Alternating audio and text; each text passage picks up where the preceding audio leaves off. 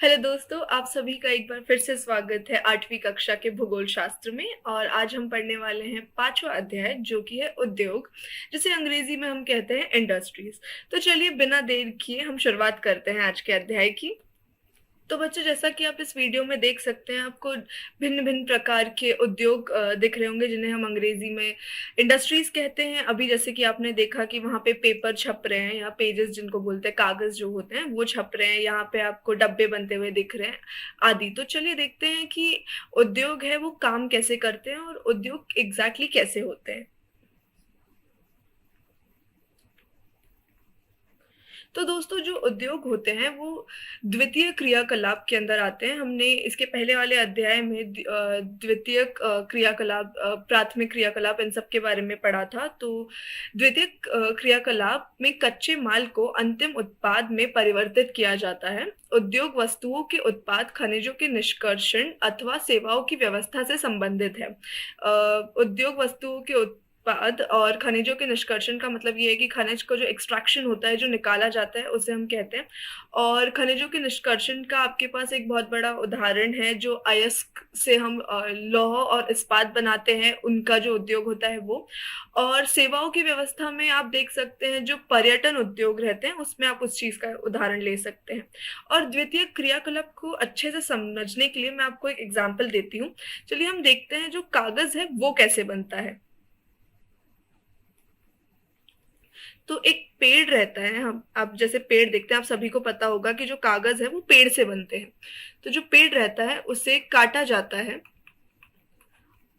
और उसे काटने के बाद आप उसे लुगदी, लुगदी जिसको आप इंग्लिश में पल्प कहते हैं, लुगदी की मिल में भेजते हैं। जहां लुगदी की मिल लुगदी की मिल में लकड़ी का लुगदी बनाया जाता है, मतलब पल्प बनाया जाता है। फिर इस पल्प को आप रसायनों में मिश्रित करते हैं, और उसके बाद आपको आपका कागज मिलता है। और इन कागजों से आप अपनी किताब बनाते हैं जो आप रोज इस्तेमाल करते हैं। तो ये जो द्वितीय क्रियाकलाप है या जो द्वितीय गतिविधियां हैं वो भी कुछ इस तरह ही काम करती है कि आप एक प्राकृतिक संसाधन लेते हैं और उसे इस तरह से बनाते हैं कि उसका मूल्य मार्केट में जाके बढ़ जाए। तो चलिए हम देखते हैं कि अब ये उद्योगों को हम किस बेसिस पे वर्गीकरण कर सकते हैं, किस आधार पे उनका वर्गीकरण होता है। तो जो पहला आधार है वो है कच्चे माल के आधार पे, और उसमें आप इसको 4 आधारों पे विभाजित करते हैं। तो जो पहला विभाजन है वो है समुद्र आधारित उद्योग।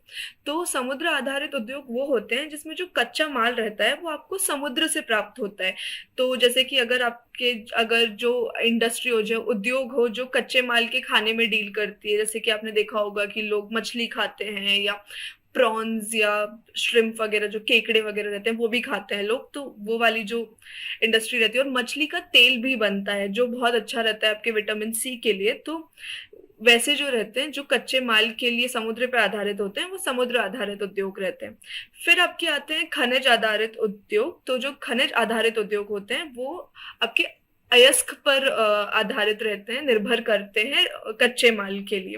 तो फिर इन अयस्कों से आप इस्पात बना सकते हैं, आप लोहा बना सकते हैं आदि। और फिर इन इस्पात और लोहा से आपकी बाकी चीजें भी बनती है, मशीनरी और मोटर वाहन और आदि।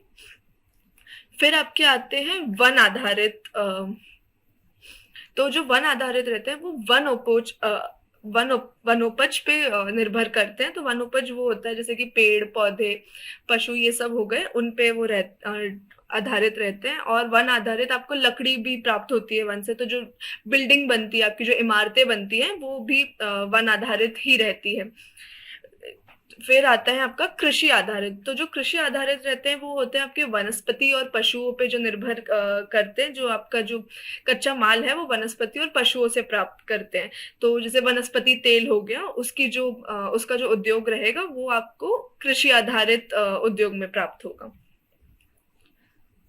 फिर आपका जो अगला वर्गीकरण है वो है आकार के आधार पे वर्गीकरण। तो आपके जो आकार के आधार पे वर्गीकरण है उसमें दो वर्ग विभाजन होते हैं। पहला होता है लघु आकार और दूसरा होता है बृहत आकार। तो जो लघु आकार की जो उद्योग होते हैं वो बहुत कम पैमाने पे बनाए जाते हैं, उसमें ज्यादा प्रौद्योगिकी का इस्तेमाल नहीं किया जाता। और इसके जो आपके सबसे ज्यादा उदाहरण है वो हो जाते हैं कि जो कुंभकारी होती है जिसको हम इंग्लिश में पॉटरी कहते हैं वो हो गए, या जो भी हस्तशिल्प रहते हैं या हैंडीक्राफ्ट जिनको बोलते हैं, वो सब आपकी लघु आकार की उसमें लघु आकार उद्योग में पाए जाते हैं। और जो प्रौद्योगिकी जो रहती है वो बृहद आकार से काफी कम इस्तेमाल की जाती है। और जो श्रम रहता है वो मशीनों द्वारा नहीं रहता, वो इंसानों द्वारा ज्यादा रहता है।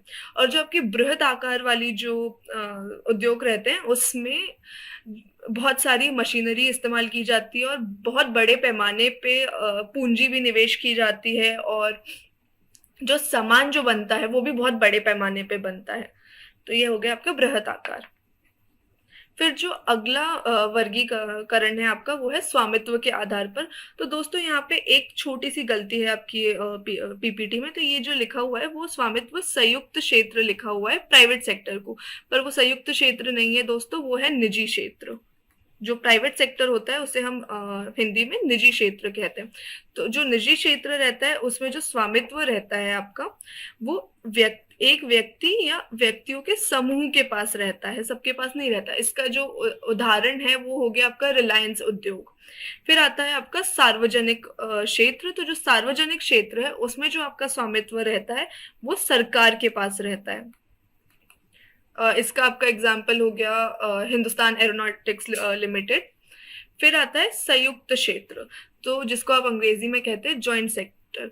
तो इसमें जो स्वामित्व रहता है वो सरकार या फिर राज्य जिसे हम कहते हैं और व्यक्ति दोनों के पास रहता है, व्यक्ति या व्यक्तियों के समूह दोनों के पास रहता है। फिर आता है आपका सहकारी क्षेत्र। तो जो आपका दोस्तों सहकारी क्षेत्र रहता है उसमें जो स्वामित्व रहता है वो कच्चे माल के प्रदायक, मतलब जो आपको कच्चा माल प्रदान करते हैं उसके पास, या तो कामगारों के पास, या फिर दोनों के पास भी हो सकता है। इसका आपका जो एग्जाम्पल है वो है आनंद मिल्क यूनिवर्सल लिमिटेड, मतलब जो आपका अमूल फैक्ट्री है वो, सॉरी आनंद मिल्क यूनियन लिमिटेड, माफ कीजिएगा दोस्तों। और आपका सुधा डेयरी भी इसका एक बहुत बड़ा उदाहरण है। फिर आता है उद्योगों की अवस्थिति को प्रभावित करने वाले कारक, मतलब जो आपकी लोकेशन है, अवस्थिति जो है, उनको क्या क्या कारक प्रभावित करते हैं। तो जो सबसे पहला कारक है वो है कच्चा माल। तो जो आपका कच्चा माल रहता है वो उस जगह पे अवेलेबल है कि नहीं, वो बहुत ज्यादा मैटर करता है दोस्तों, वो बहुत ज्यादा प्रभावित करता है कि उस जगह पे वो उद्योग या इंडस्ट्री बनेगी या नहीं बनेगी। फिर होता है विद्युत। विद्युत मतलब होती है बिजली या पावर। अगर बिजली नहीं होगी या पावर नहीं होगा तो वो मशीनें चल नहीं पाएगी, इसलिए ये भी बहुत ज्यादा जरूरी है। फिर होता है भूमि की, भूमि का प्रकार कैसा है, कि ये एक पहाड़ है या फ्लैट जमीन है या कैसा है, तो ये भी बहुत ज्यादा मैटर करता है इंडस्ट्रीज को बनाने के लिए। फिर होता है परिवहन। परिवहन को हम अंग्रेजी में कहते हैं ट्रांसपोर्टेशन। तो ट्रांसपोर्टेशन करना, जो आप चीजें बना रहे हैं, जो आपका उद्योग है, उत्पादन है, उसको एक जगह से दूसरी जगह ले जाने की जो अवेलेबिलिटी रहती है उसको हम परिवहन कहते हैं। और वो अगर यहाँ पे अवेलेबल नहीं होगा, वो आपके पास नहीं होगा तो दिक्कत होगी, इसीलिए ये भी बहुत ज्यादा प्रभाव करता है आपके उद्योग के बनने की जगह को। फिर होता है संचार। संचार यानी आपका कम्युनिकेशन या फैलाना, कि आपका जो उत्पादन बन रहा है वो हर किसी के पास जा रहा है या नहीं जा रहा है। फिर दोस्तों आपका आता है श्रम। श्रम मतलब लेबर, तो कि आपके पास वहां पे उस जगह पे लेबर अवेलेबल है या नहीं है, कि श्रम लोग कामगार अवेलेबल है या नहीं है। फिर आती है पूंजी। पूंजी मतलब आपका कितना पैसा आप उसमें निवेश कर रहे हैं। जितना पैसा आप निवेश करेंगे उतना ज्यादा आपका उद्योग बड़ा बनेगा। तो ये भी आपकी उस पर डिपेंड करता है। फिर आता है बाजार। अगर आपका उद्योग खड़ा कर दे पर वहां पे वो आपके उत्पादन को खरीदने के लिए लोग हो ही ना, तो फिर वो उद्योग का सेंस नहीं बनाता, इसीलिए बाजार बहुत ज्यादा जरूरी है। और आखिरी जो कारक है वो है जल। और जल सबसे ज्यादा जरूरी इसीलिए है क्योंकि कुछ भी करने के लिए, कोई भी उत्पादन करने के लिए आपको पानी की जरूरत लगती ही है। तो ये सब जो आपके कारक है वो आपके उद्योग की अवस्थिति को प्रभावित करते हैं। तो चलिए अब आगे बढ़ते हैं। चलिए देखते हैं औद्योगिक तंत्र क्या है, जिसको हम इंडस्ट्रियल सिस्टम बोलते हैं। मतलब जो उद्योग है वो सिर्फ एक नहीं है, उनका एक पूरा तंत्र रहता है, उनका प्रॉपर एक प्रक्रम रहता है, मतलब एक उनकी प्रक्रिया रहती है। तो चलिए हम देखते हैं वो क्या है। प्रत्येक औद्योगिक प्रणाली में उत्पादन की आगतों और प्रक्रियाओं का उपयोग शामिल होता है, जिससे उत्पादन होता है। दोस्तों यहाँ पे भी एक छोटी सी गलती है, जो निर्गत है ये जो है ये प्रक्रम है और ये निर्गत है। तो आपका जो निवेश रहता है वो होता है आपका इनपुट, मतलब आप क्या क्या चीजें डाल रहे हैं कोई भी उसमें बनाने के लिए। तो जैसे कि यहाँ पे हमको एक कपड़े का एग्जाम्पल दिया हुआ है। तो जैसे कि कपड़े का एग्जांपल लिया तो ये कपास दिख रहा है आपको, तो जो इसका इनपुट है वो कपड़ा बनाने के लिए वो है कपास। फिर आपका आता है प्रक्रम, मतलब प्रक्रिया। तो ये आप फैक्ट्रीज में भेजते हैं, फिर वो कपास से आपके धागे बनते हैं, जिसको हम अंग्रेजी में यान कहते हैं। तो आपके धागे बनाए जाते हैं और फिर उसका जो आपका निर्गत रहता है, यानी कि जो आउटपुट रहता है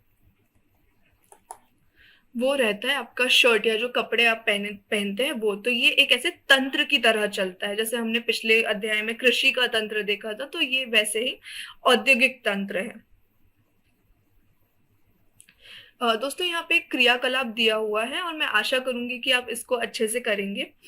तो चमड़े के जूते के विनिर्माण में शामिल निवेश मतलब इनपुट, प्रक्रम, दोस्तों ये यहाँ भी गलत है, प्रक्रम मतलब प्रोसेस होता है, और निर्गत मतलब आउटपुट का को ज्ञात करें।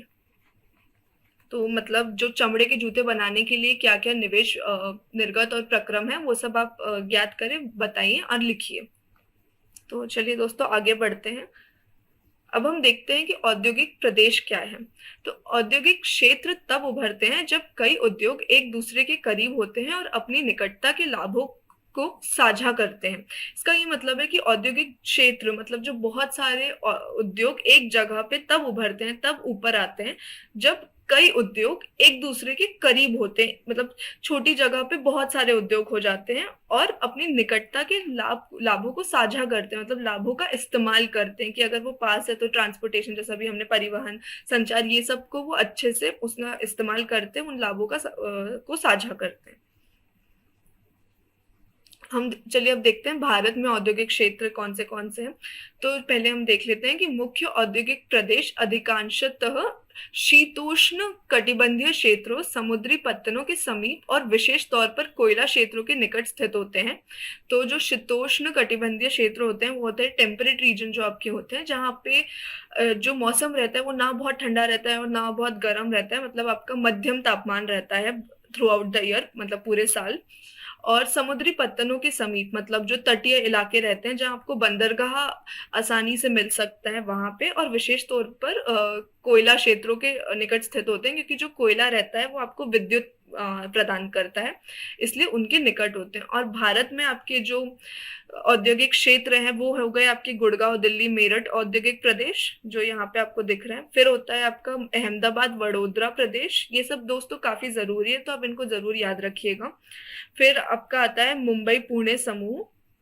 फिर यहाँ पे अगर आप इस साइड देखेंगे तो हुगली प्रदेश, छोटा नागपुर औद्योगिक प्रदेश, विशाखापट्टनम गुंटूर औद्योगिक प्रदेश, बैंगलोर तमिलनाडु प्रदेश और कोल्लम तिरुवनंतपुरम औद्योगिक प्रदेश। तो दोस्तों ये जो उद्योग रहते हैं, हमने हर अच्छी चीज तो देख ली, पर कभी कभी औद्योगिक आपदा भी आ जाती है। यहाँ पे आपको उसका एक उदाहरण दिया हुआ है जो कि है भोपाल गैस ट्रेजेडी का, जो 1994 में हुई थी, सॉरी 1984 में हुई थी। भोपाल में यूनियन कार्बाइड के कीटनाशक कारखानों से जहरीली मिथाइल आइसोसाइनेट गैस और अन्य प्रतिक्रिया उत्पाद लीक हो गई थी, जिसमें 3000 के लगभग लोग मारे गए थे। ये हुआ था 3 दिसंबर 1994 में। और दोस्तों ये बहुत ज्यादा बड़े पैमाने पे हुई थी, और ये एकदम रात में हुई थी, तो लोगों को पता भी नहीं चला था क्या हुआ था। और इतना ज्यादा था कि इसके जो साइड इफेक्ट्स हैं वो अभी भी लोगों में दिखते हैं। बहुत लोग अभी भी उस चीज की वजह से, उस गैस लीक की वजह से अंधे पन से गुजर रहे हैं, या उनका इम्यूनिटी सिस्टम खराब है अभी भी। तो ऐसी चीजें ना होनी चाहिए। इसके लिए क्या कर सकते हैं हम आगे वाली स्लाइड में देखते हैं। तो ये जो जोखिम है उसको कम करने के क्या क्या उपाय हैं। तो जो पहला उपाय है वो ये है कि घने बसे आवासीय क्षेत्र को औद्योगिक क्षेत्रों से अलग बहुत दूर रखा जाना चाहिए। मतलब जहाँ पे लोग बहुत ज्यादा पैमाने पे रहते हैं वहां पे नहीं होना चाहिए एक औद्योगिक क्षेत्र। आपकी जो रेजिडेंशियल एरियाज रहते हैं, जो कॉलोनीज रहती हैं, वहां पे औद्योगिक क्षेत्र नहीं बनाने चाहिए। फिर होता है उद्योगों के समीप बसने वाले लोगों को दुर्घटना होने की स्थिति में विषैले या खतरनाक पदार्थों के संग्रहण और उनके संभव प्रभावों का ज्ञान होना चाहिए। मतलब जो लोग उद्योग के समीप रहते हैं, उद्योग के पास रहते हैं, उनको वहां पे जो भी विषैले पदार्थ है, उस उद्योग में जो भी विषैले पदार्थ है उन और वो कितने खतरनाक है, उन सब का ज्ञान होना चाहिए। और वो क्या क्या कर सकते हैं आपके साथ, उन सब का भी ज्ञान पूरे तरीके से देना चाहिए इन उद्योगों ने। फिर आता है कि आग की चेतावनी और अग्निशमन की व्यवस्था को उन्नत किया जाना चाहिए। मतलब जो आग की चेतावनी है वो तुरंत सब लोगों के पास पहुंच जाए, ऐसा कुछ करना चाहिए। और अग्निशमन की व्यवस्था, मतलब आग से बचाने की जो व्यवस्था रहती है वो उसको बढ़ाना चाहिए, उन्नत किया जाना चाहिए।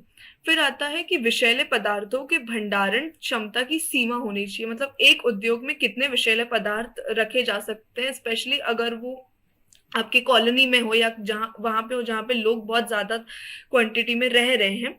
तो वहां पे भंडारण की, उसका जो स्टॉक रहता है उसकी एक सीमा होनी चाहिए, उससे ऊपर वो नहीं जाना चाहिए। फिर आता है उद्योगों में प्रदूषण नियंत्रण के उपाय को उन्नत किया जाना चाहिए। मतलब जो उद्योग है वहां पे जो प्रदूषण नियंत्रण के जितने भी रूल्स रहते हैं जो गवर्नमेंट देते हैं, उनको भी और बढ़ावा देना चाहिए, उनको भी और उन्नत करना चाहिए।